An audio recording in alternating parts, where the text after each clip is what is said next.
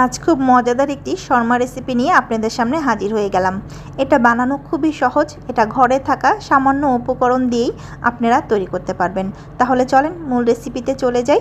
এখানে আমি প্রথমে মাংসের ম্যারিনেটটা তৈরি করে নেব। এখানে আমি 2 চা চামচ পরিমাণে টক দই নিয়ে নিয়েছি।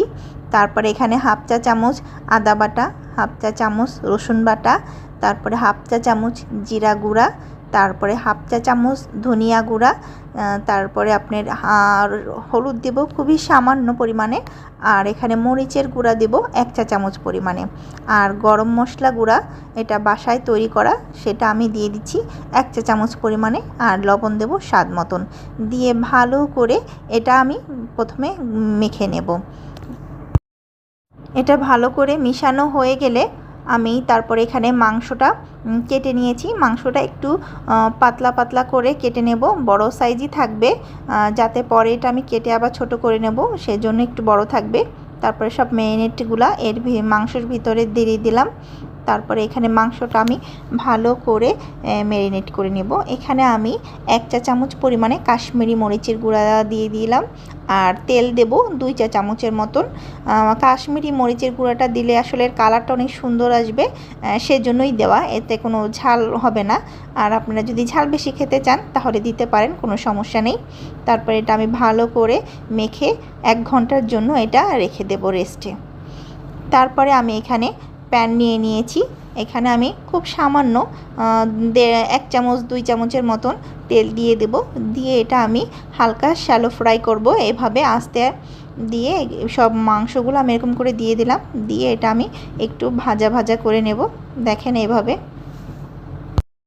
এখানে আমার সব মাংসগুলো দেওয়া হয়ে গেছে। তারপরে এই পিঠ উল্টে দেব, দিয়ে দেখেন কালারটা কেমন হালকা ব্রাউন কালার আসছে।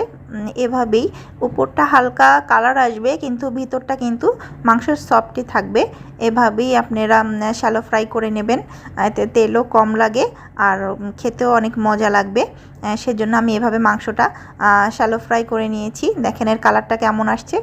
তারপরে আমি এখানে কিছু আপনার শসা কেটে নিয়েছি, কুচি করে নিয়েছি, তারপর টমেটো কুচি করে নিয়েছি, আর কাঁচামরিচ, আর হলো মাংসটা আমি আবার একটু কেটে কেটে ছোট করে নিয়েছি।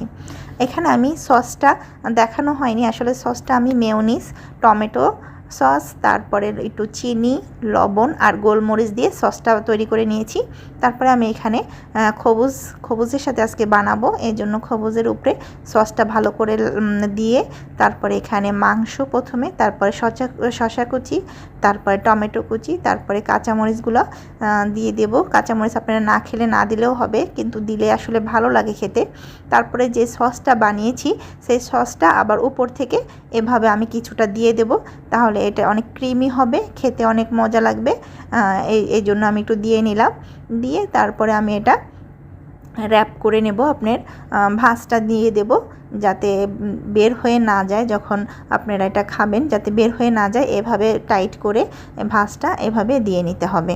তারপরে এখানে টিস্যু থাকলে টিস্যু দিয়ে এভাবে মুড়ে ব্যাস এটা হয়ে গেল রেডি। তাহলে আমার শর্মা রেডি হয়ে গেল। কেমন হলো বানানোটা অবশ্যই কমেন্ট করে জানাবেন। যদি ভালো লাগে তাহলে আমার সাথে থাকবেন, আমাকে লাইক কমেন্ট করবেন। আরও সুন্দর সুন্দর অনেক রেসিপি নিয়ে আপনাদের সামনে চলে আসব। আল্লাহ হাফেজ।